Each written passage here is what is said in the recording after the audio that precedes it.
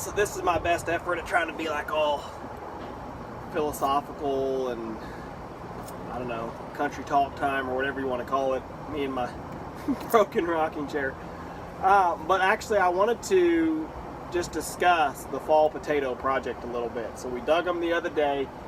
Honestly, I didn't weigh them on a scale, but I had 3 bucketfuls in those cat litter buckets, and they felt like about 30 pounds per bucket, give or take. So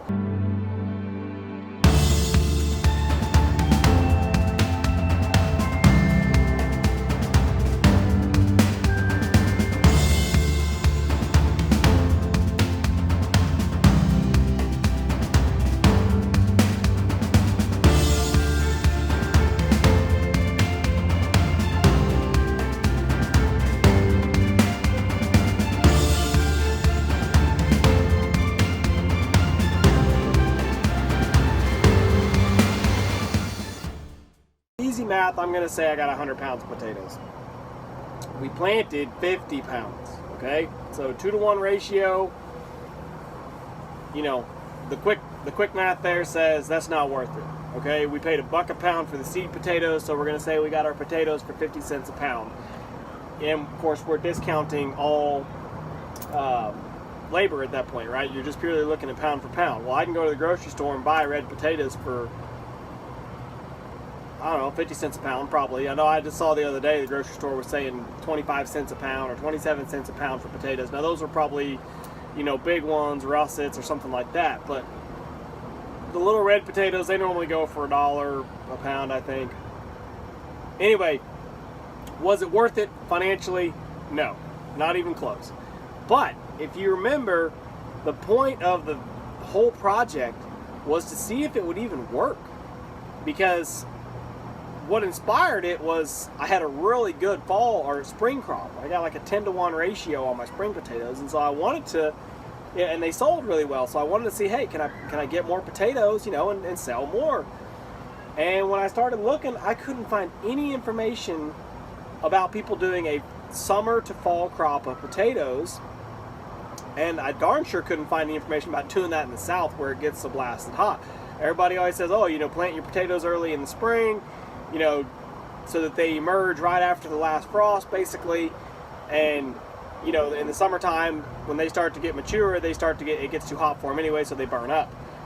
And that's all I'd ever read or heard was that, you know, it gets too hot, they can't tolerate the heat. So I wanted to do this experiment to see if they actually would tolerate the heat.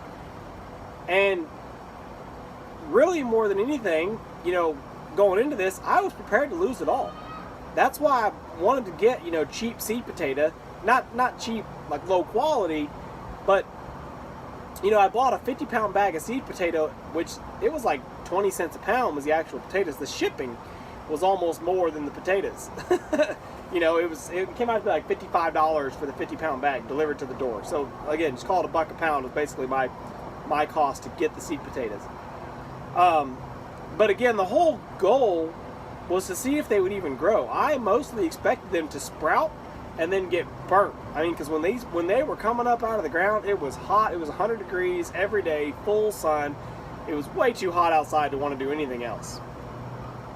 And so, and a couple of them did. A couple little ones, they came up, and then it did look like they just got sunburned. They were just burned off.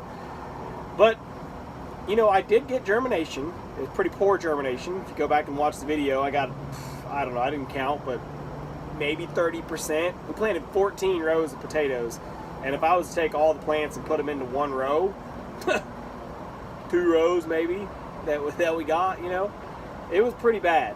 And I don't know that had anything to do with the heat. I think that was the seed stock, because by the time I planted the seed potatoes, they were getting pretty soft. A lot of them were already starting to mold, and so I really think a lot of them just rotted in the ground. Now, had I coated them in sulfur dust, maybe I would have lost less. I don't know. But again, the whole point of the project really was to see if I plant them and they germinate in the dead heat of summer, are they just going to burn off and die? Are they going to get, you know, are they going to grow for a couple weeks and then die? What's going to happen here? And, you know, so you go back and you watch the videos. We executed the whole project, planted the potatoes.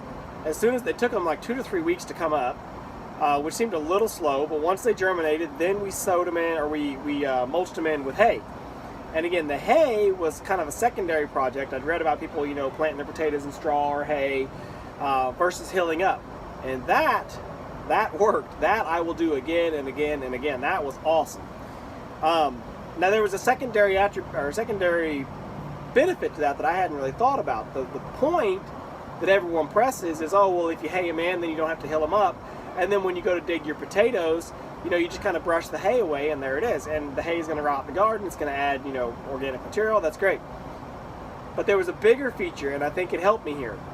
The hay insulates the ground. It protects it from the heat of the sun. And a lot of plants, people say, oh, the plants can't handle the heat, but there's two ways the plants get affected by the heat.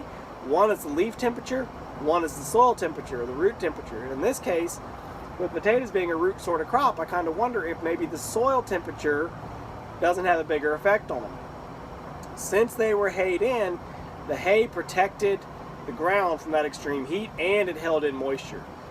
Realistically, I watered these things for, every couple of days. I'd water them really, really well when they were first germinating, and then I stopped, and I forgot about them. I completely forgot. I got busy with other things. I moved the sprinkler out of the potato patch. I forgot entirely about watering the potatoes. And it was hot, and it was dry, and we went into a drought, and I did not water the potatoes. We got, from the time I planted those potatoes in early August, we got one appreciable rain. We got 3 inches of rain one time, and that was late August, early September.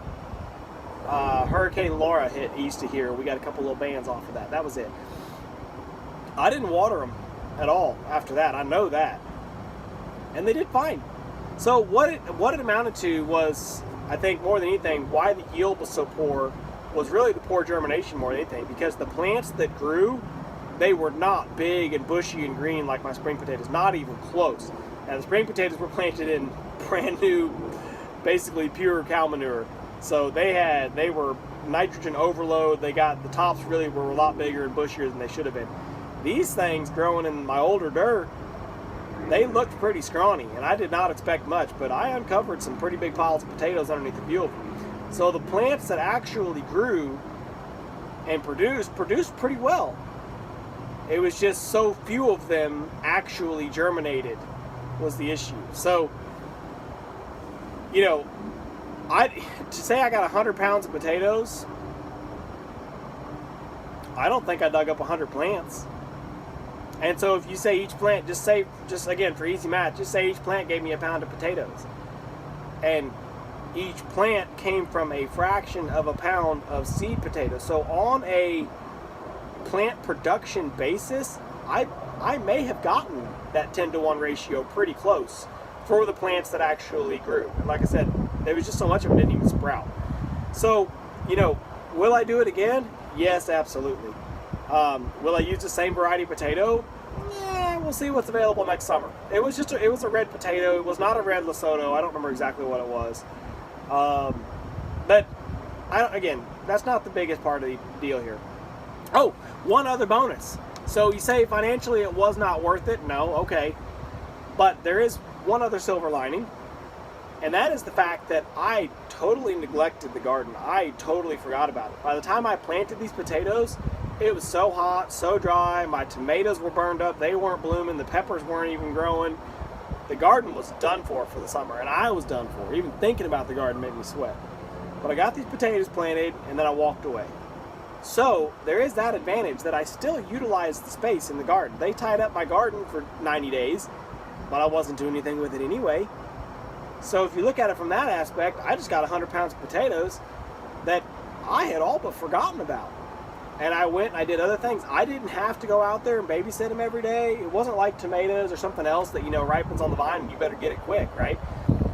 I was just like, I feel like digging potatoes, so I went and dug them. They could have stayed in the ground for another week or two. Who knows? The vines were dead, but as long as they don't freeze, I think they're okay, which we're expecting to freeze tomorrow night, and that's why I wanted to get them out, because I saw it was getting colder. But my point is, the vines died 2 weeks ago. I didn't have to go dig them 2 weeks ago. I didn't have to go take care of them every week and check on them and tend them and pick them all along the way. So in that aspect, it was kind of a bonus crop. because I put them in the garden and just walked away. So again, long story short, yeah, I'll do it again. Yes, it was worth it from a homesteading sustainability standpoint. Was it worth it on a cash flow basis? No. I mean, we don't eat that many potatoes. We're going to eat a lot of potatoes now because we have them. But you know, it's not really saving us anything on our groceries, I wouldn't say. And for the what little bit of time I did invest in it, if I were billing some hourly rate for my labor to work in the garden, then yeah, I just lost money. But again, you know, the project, it worked. They grew. It definitely motivates me. I will do it again next summer. I will try a little harder next summer. Maybe focus a little bit more on keeping them watered, and definitely try to focus on getting a little better germination rate. So, if you're looking for information on this like I was, I may have the only videos out there about it. So y'all watch it, like it, subscribe, and hey, try some summer fall potatoes in your region next year.